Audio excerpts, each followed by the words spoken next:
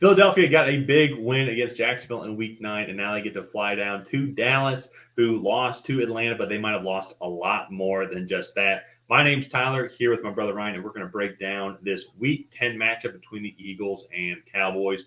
But before we get into that, Ryan and I, we can't believe we're saying this, but we are 200 subscribers away from 5,000 for the channel, thanks to all of our new members. So let's see if we can hit that goal during this Week 10 prediction videos we have going out. So if you haven't already, hit that subscribe button, leave a like and a comment. Let us know who you think is going to win this game and why.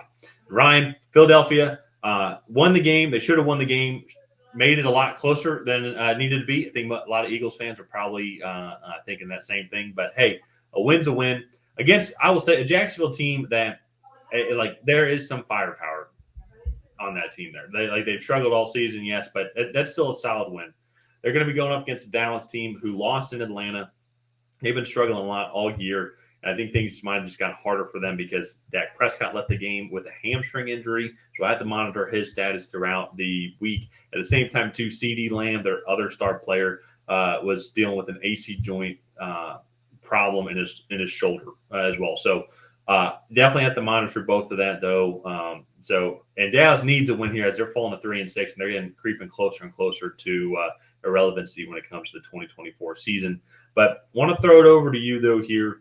This Eagles team, A.J. Brown also left the game as well with a knee injury, so I have to monitor his status. But there's still a lot of firepower on this team. What do you think of this Eagles team now? Do you think they're starting to come to form, especially, too, after dealing with some of the injury bug a little bit earlier on in the season? Yeah, I definitely think they're starting to come to form. I think we saw Devontae Smith and Jalen Hurts connection continue to grow today. Saquon Barkley really seems to be finding his midseason form with his spin moves and backwards hurdles and whatnot. I mean, it was what he was doing today was just absolutely insane. They have the tush push, and now they have the tush juke, I guess. Yeah, it's absolutely nuts what this offense looks like with him in it. And I think this defense is starting to play better as well. They have a lot of big names and highly drafted talent, but I think they're really starting to put the piece together. I don't think Jacksonville really started to do anything in this game until they kind of let off, just to stop preventing big plays and stuff. And then I will say, they kind of let them back in it, and then Nakobe Dean came up with a really big play in the end zone there to close it out. So, well, it was just a poor decision by Trevor Lawrence to throw that. But I agree with you though, where it was they went down, they get up 22-0, and then Jacksonville, as I said, they have firepower to where then they can go and they went down and scored maybe 22-8. But then at the same time too, then on the next play of the game, Saquon Barkley fumbled and that's returned for a touchdown. You can't Saquon Barkley is probably the best player on the team, so mistakes are going to happen. It's kind of more than everything else after that turnover on downs. Then they do get up 28-16, and then they let them score again. But as you said, they have that momentum. And the missed field goals. It's just things just started to not go Philadelphia's way in the second half. Some of it self-inflicted, some of it maybe. I mean, that's a long field goal to miss towards the end of the game. But still, though, a win's a win. You pulled it out, and I think there's a lot of solid things that you're able to take from that. But can definitely tell, though, when A.J. Brown's on the field versus when he's not on the field. The offense definitely loses a step when he's on the field. Yeah, well, when he's not on the field in the league, your offense is going to slow down a little bit. True.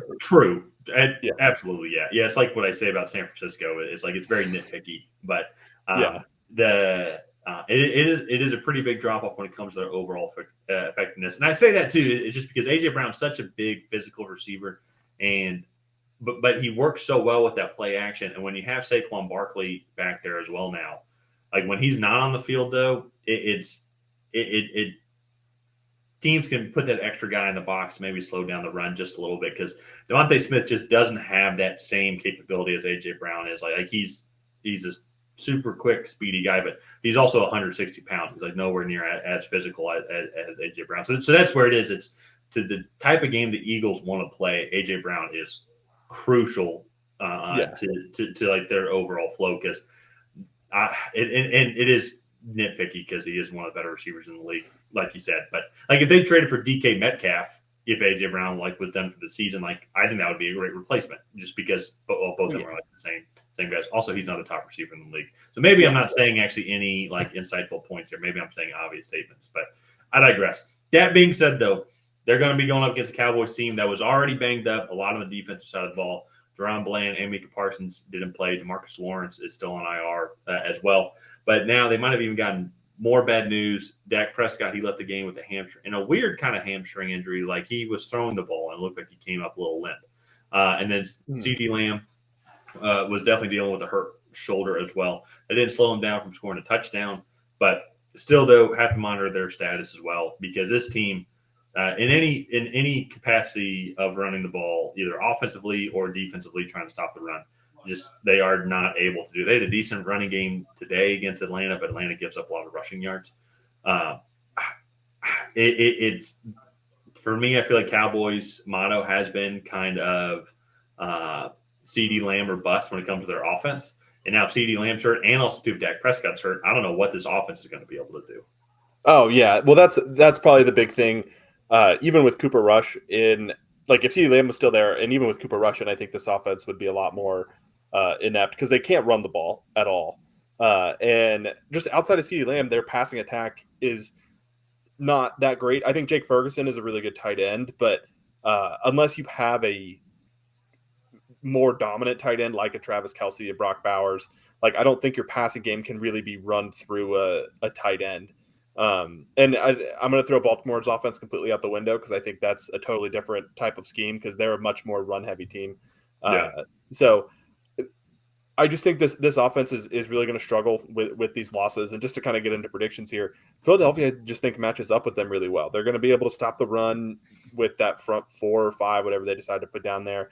I think especially if CeeDee Lamb is not 100% and tries to play, or if he just doesn't play at all, I think that this Eagles secondary has been growing and developing each week.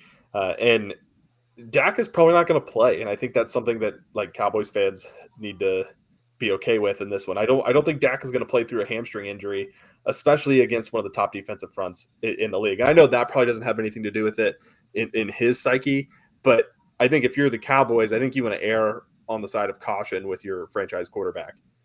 Yeah, and it just got, if we're going down this rabbit hole, that's what I'm talking about. Like, and hamstring injuries to me are I mean, depending on the severity, but like you rarely see guys bounce back. They get taken out of a game because of a hamstring injury.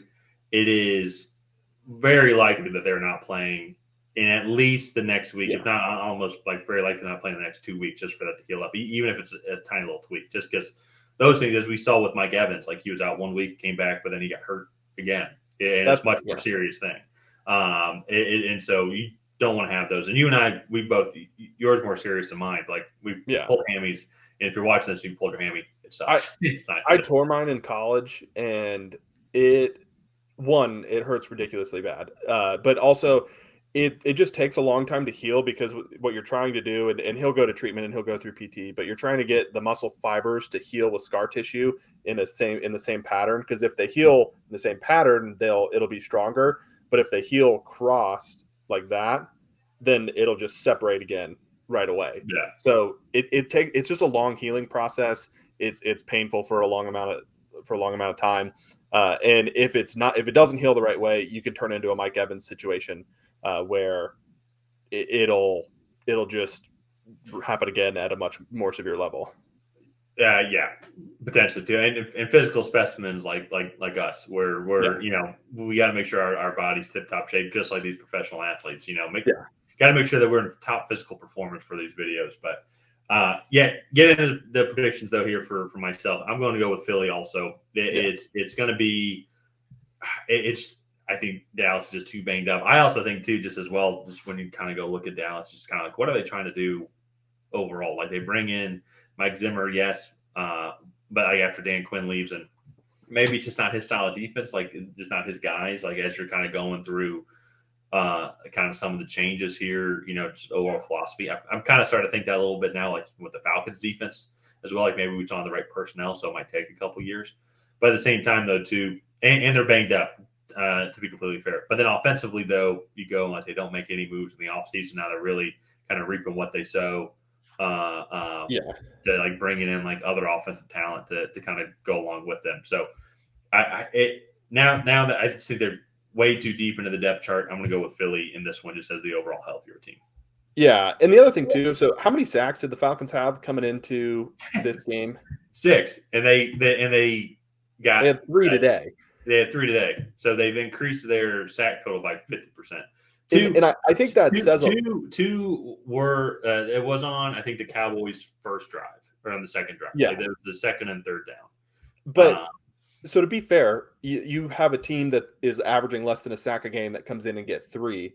This Philly pass rush is really good, and so they're going to get a lot more than 3. I think. That's a great point. Yeah. And so I think that's just going to be one more thing to kind of stack in the Eagles side to say that they're going to win. Yeah, so just a lot of pressures, a lot of a lot of pressure today from Atlanta. This is from a team that is not. They do not have a good defensive line. They have a better secondary than Philly, yes, but their Eagles defensive line is a lot better. So we are both taking Philadelphia in this NFC East matchup. Let's go ahead and wrap this one up here. If you guys have not already, please go ahead and like and subscribe. It is the best way to help out the channel. While you're down there, go ahead and leave a comment on who you think is going to come out ahead. Will it be the Philadelphia Eagles? Will it be the Dallas Cowboys? And other than that, we'll see you guys next time.